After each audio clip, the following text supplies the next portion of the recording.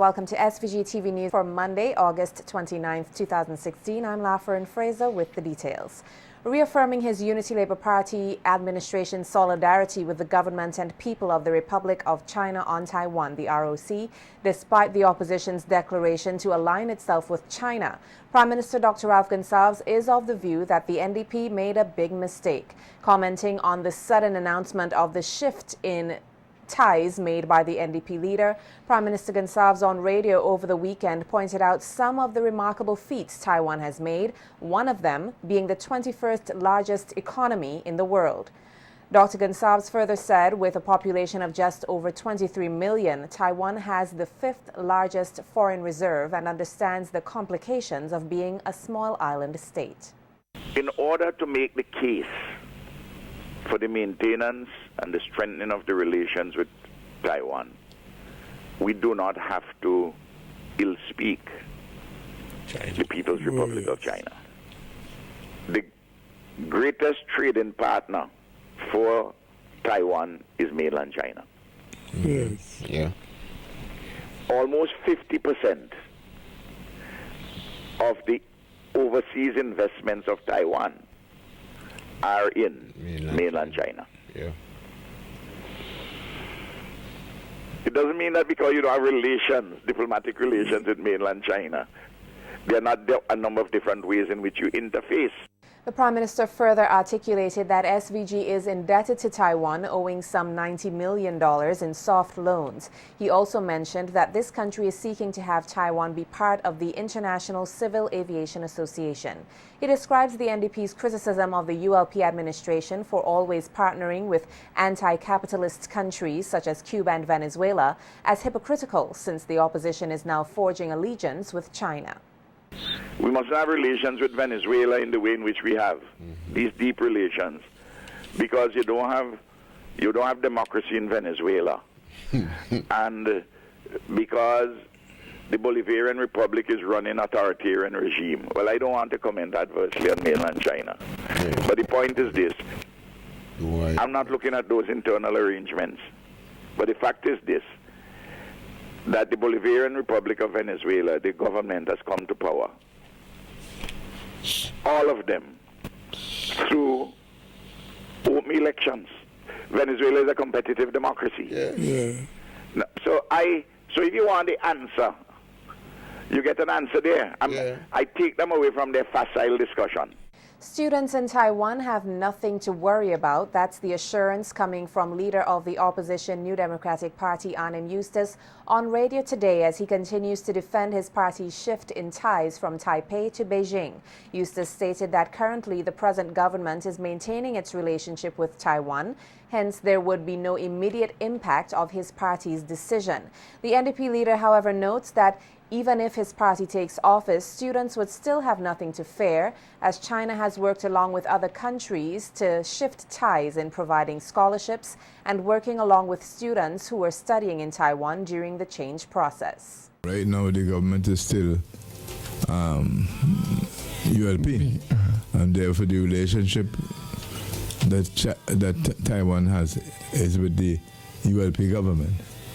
Okay, so there's no immediate impact as far as it's concerned. A little later, there'll be the impact. But there's some evidence already in countries that have changed that China also assisted them in refinancing those students who were caught at the time when the change was made. China has in fact provided funding to help those same students in other countries. So there's basically nothing to worry about. There's nothing to worry about. And in fact, as you're saying, there should be increase in scholarships opportunities. This is the second largest economy in the world, you know. The second largest economy in the world.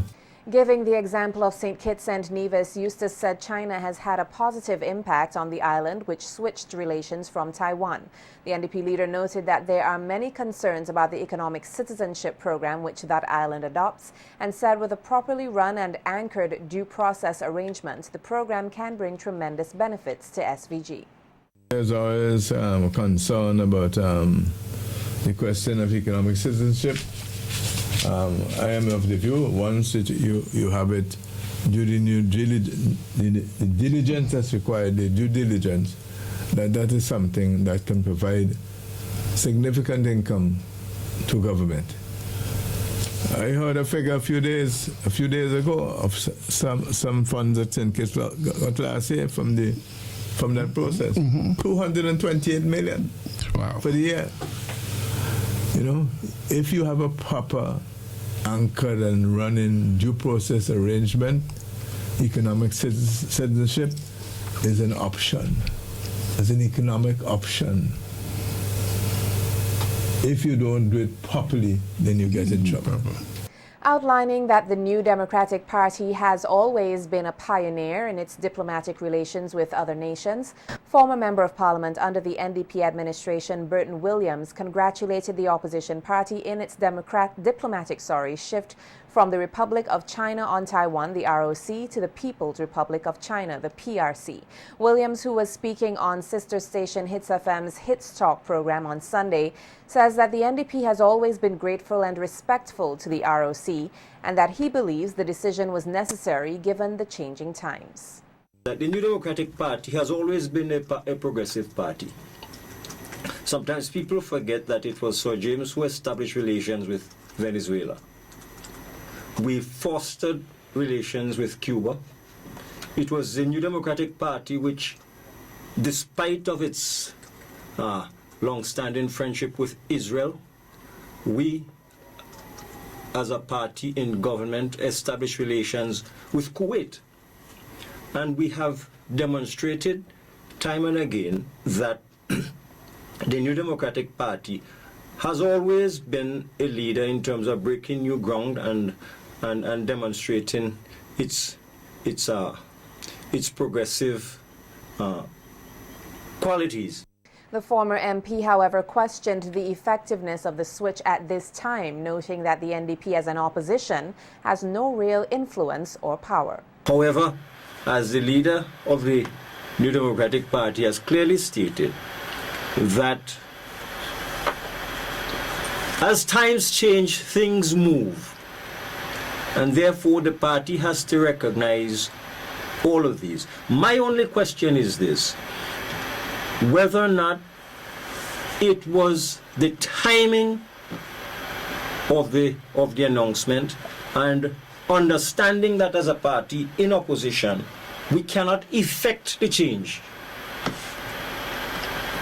Whether or not it was the appropriate time to make that kind of announcement. But again, I cannot speak because I do not know what were all of the nuances surrounding the decision. Vice President of the New Democratic Party, the NDP, Sinclair Leacock, who was also a panelist on the Hits Talk program, says that diplomatic relations must be more than just desk and paperwork. He explained that consulates must use their influence to facilitate economic partnerships that will be beneficial to a country.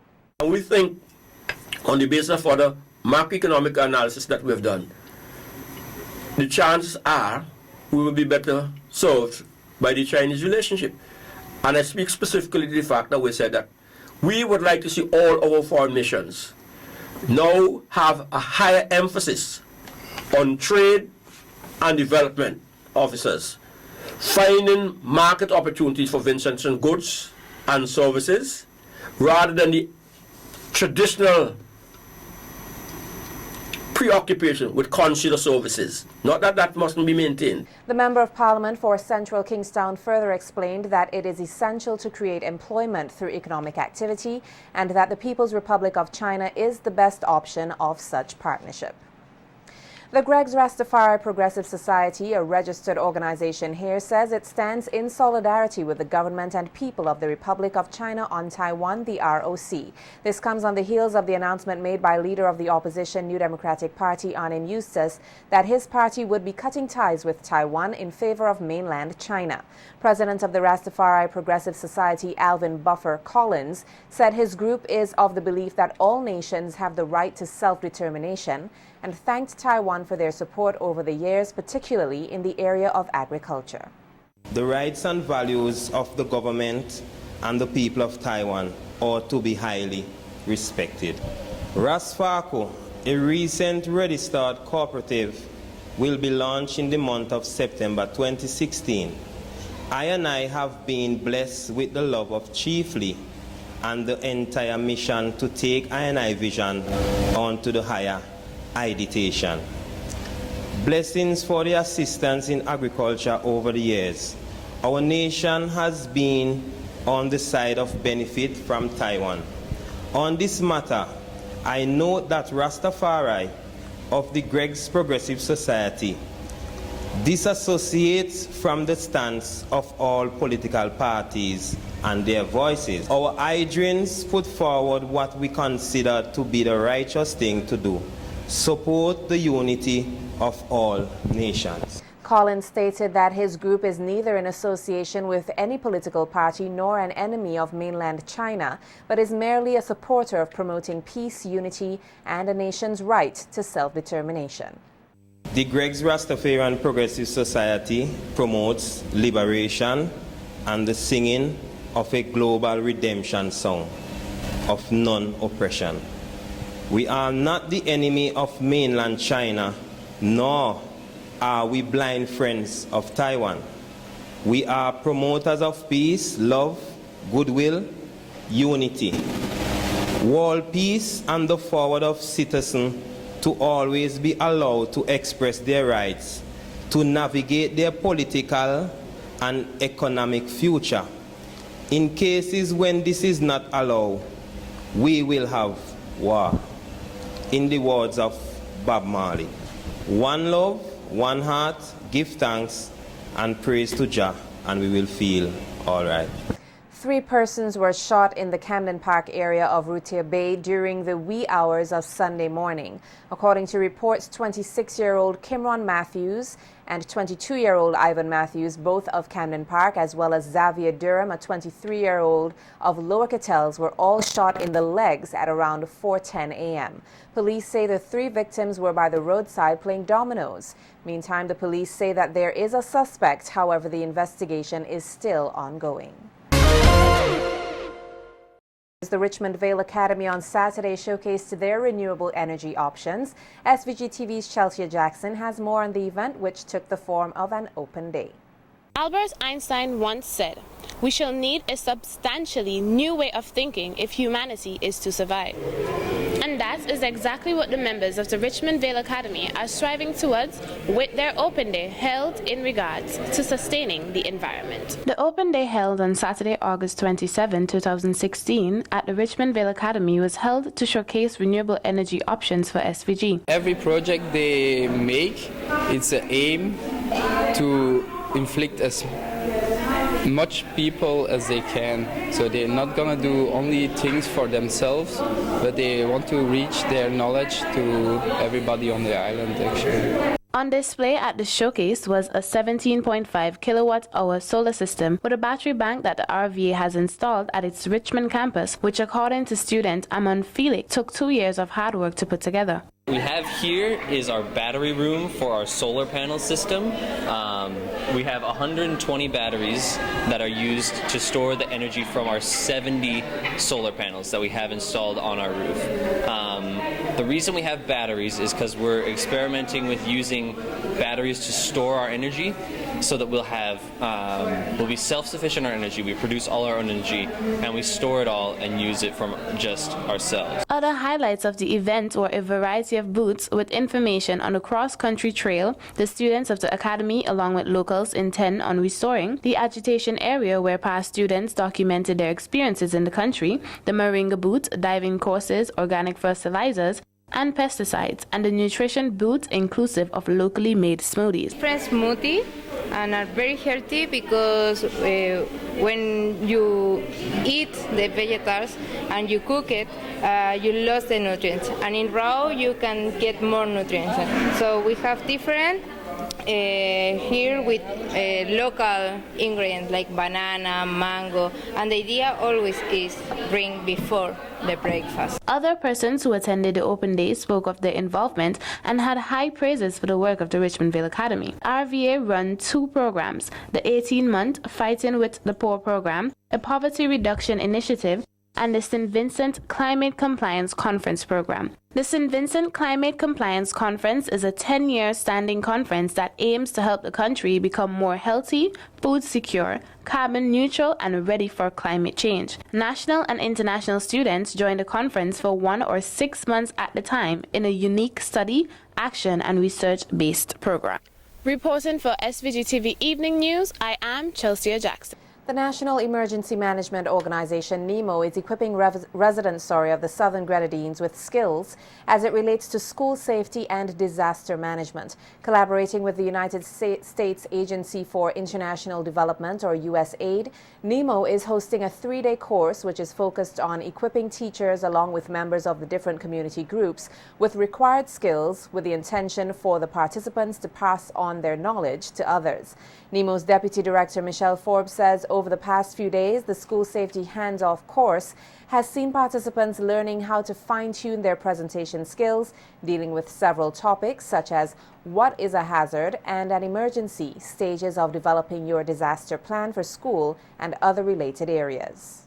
What are the other factors that you need to take into consideration in terms of hazard or your impact, your vulnerabilities? What are you vulnerable to in the Southern Grenadines, for example, even Ireland, Nairo, kind of one, you have your different vulnerabilities, the coastal environment. What else do you need to take into consideration? And how do you bring in other agencies, NGOs, the community into supporting your work at the school level in terms of developing your disaster plans? So it's a whole range of activities. We don't focus on natural hazards and hurricanes only. It's a multi-hazard approach. And it's really how the person is going to present that information to others. Forbes says she is happy that the participants are taking the training program seriously and that she's looking forward to working along with them long after it has ended. The teachers are now seeing the need because it exposes them, so that it allows them to analyze their risk and their school environment, really to see where the threats are. And the teachers and the community are now realizing, hey, we need to really come together and see how we can address some of these threats and how we're going to prepare for it. So you are seeing now more and more persons coming forward, more and more schools coming forward to say we need to develop our disaster plans for our schools to safeguard us as teachers, to safeguard our students, and to also to inform the community of what can happen and how we are going to work together if there's an event to actually manage it. The NEMO Deputy Director says NEMO is targeting all schools in SVG so that by 2017, a school safety plan will be in place. Careers Hazels Incorporated has further extended their reach and services to the Vincentian public with the opening of their downtown pharmacy on Saturday, August 27, 2016. The event saw the recognition of 3 outstanding contributors of sports here in St. Vincent and the Grenadines. SVG-TV's Nikita Tony was at the event and filed this report.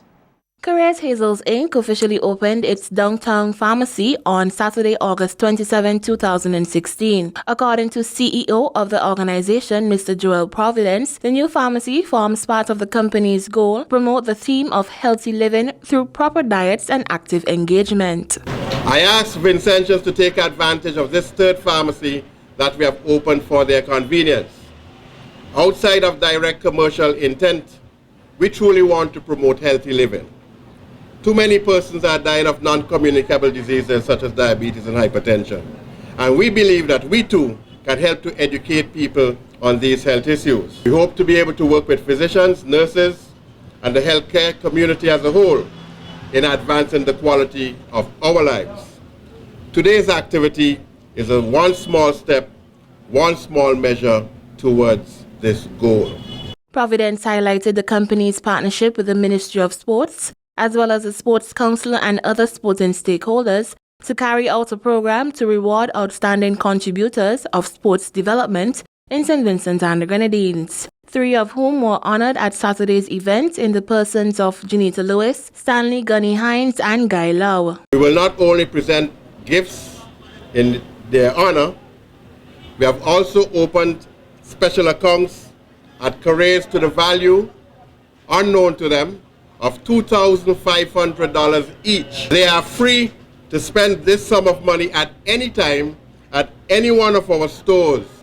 We are announcing today a pledge to each of these supreme former national athletes, the sum of $1,000 each and every year for the purpose of buying health supplements or prescription drugs for their personal and singular use from any one of our pharmacies for the rest of their life. The program will begin on September the 1st, 2016 and continue until Janita, Gunny, and Guy take the decision to go and meet their maker. Minister of Tourism, Sports and Culture, Honorable Cecil Sesmaki, commended the Careers Hazels grouping for seeing it fit to expand their services to not only Vincentians, but the visiting public as well. He also expressed his hope in seeing a greater partnership develop in the near future between his ministry and Careers Hazels Inc. Very soon, we would have available to us and to visitors an international airport. It means that more persons are going to be coming to our shores.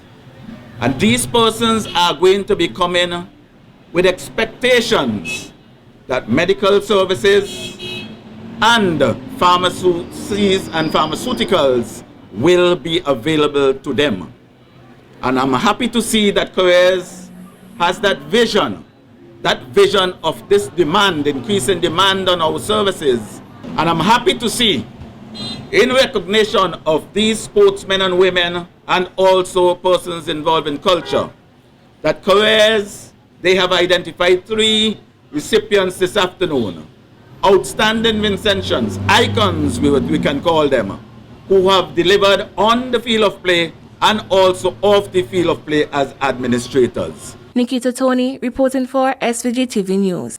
Parents are being encouraged to give the necessary support to their children who want to develop their musical skills. Speaking to SVG-TV News at the conclusion of a summer band camp, bandmaster of the RSVG Police Force, Inspector Daniel Hall, said the program was the brainchild of former Police Commissioner Keith Miller and continues to be a success every year. Hall noted that this year 116 youths participated in the program and encouraged parents to make investments in their children's musical development. They have learned not only how to make music on their instruments, but also how to take care of it.